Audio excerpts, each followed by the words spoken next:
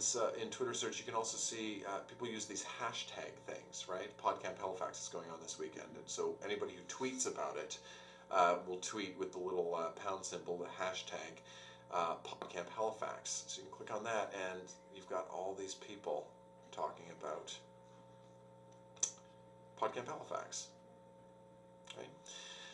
The reason we filled in where we were, you can also do searches by location. So if you want to find, maybe you're going to a new city, you're going to play a show, you could actually find people to tweet with, to encourage to come to your show or to check it out or to tell you where to eat or something like that. So within 15 miles of Windsor, Ontario. A lot of people from Detroit, obviously. There's Lori Newton, right? So, hey, Lori Newton might be your new best friend. All because she filled in her profile properly, right? You may want to post a link in what you're doing, and because you've only got 140 characters, it can, a link can be quite long and take up lots of space. That's why services like this, I don't even know how is good. I think that's how they say it. So if you've got a long URL like our CBC show, you can make it small, copy it. Oops. And paste it in here. This is an awesome link. You should check it out. Maybe I'll send that to FogTom.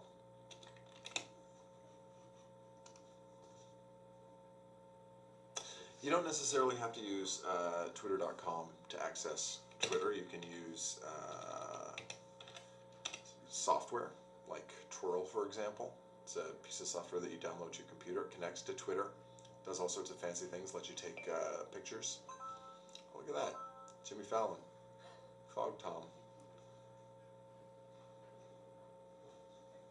Oh, more replies to my question about creative uses. I have a business partner I've never met in person. Wow. So, what have we learned? I have no idea. Hopefully this has demystified Twitter a little bit for you. Hopefully it's wet your whistle. Hopefully it has whet your appetite. And maybe you will try it out, see what's going on. Because again, we can talk about it all we want, and it really won't make any sense until you start playing with it. So check it out. Don't be annoying. Don't treat it like just an extension of your blog. Don't treat it as a way to push press releases out. There are lots of really cool people on it. So try it. Why not? What do you have to lose? All right, so that was the video that Dan prepared. Now I can get him. He's kind of sitting by his computer in Toronto right now. If anyone has questions, Shane, you're asking me something. I could ask him. He answered the question. Are there any questions right now at all that I could maybe answer? Because I use it. No questions. You fully get it. He understood. He gave it perfect. Yes. I was just saying there's other things he alluded to Twirl. There's like the tweet deck that you told me about that I find easier to work with than. Yes. Well, hang on one second here. Come on, Danny.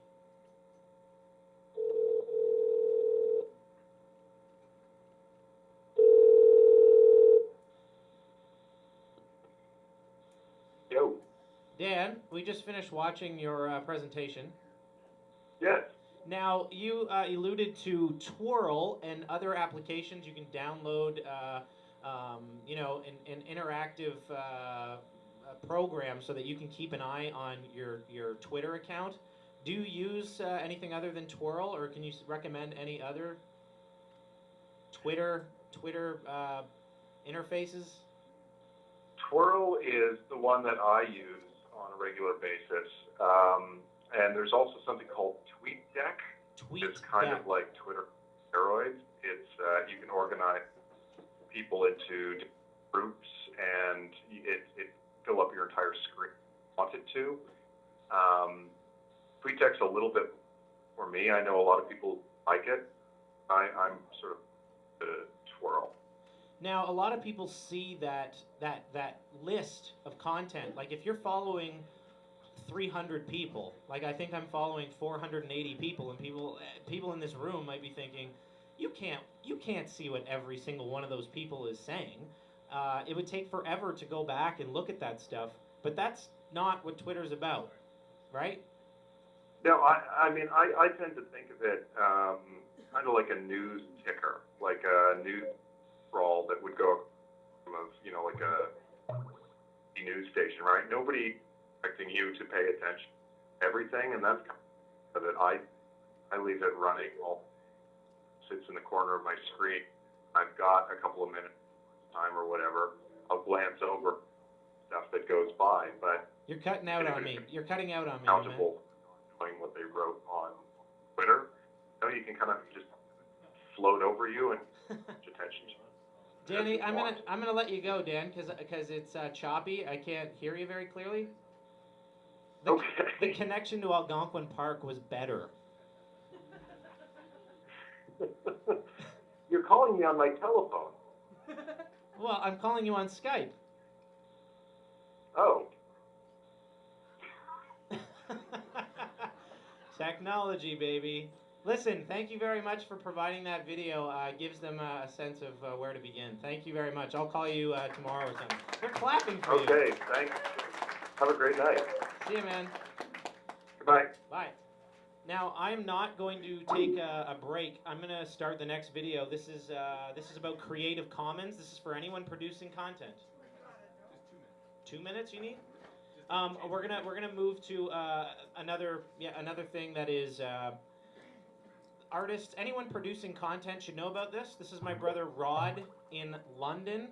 He is going to be telling us everyone on the web, your 200 or 300 followers. You get answers to questions. You can poll people and get ideas for things, particularly local. And one of the frustrating things for me when I joined Twitter, because I saw some really good uses for it, was no one in Windsor's on Twitter. What the hell is happening? How is no one on here? There was maybe 5 or 6 people who were twittering twice a day or something. There's a girl who I've never met. She does haiku. Everything is haiku. Never seen this person in my life, but very interesting Twitter post person.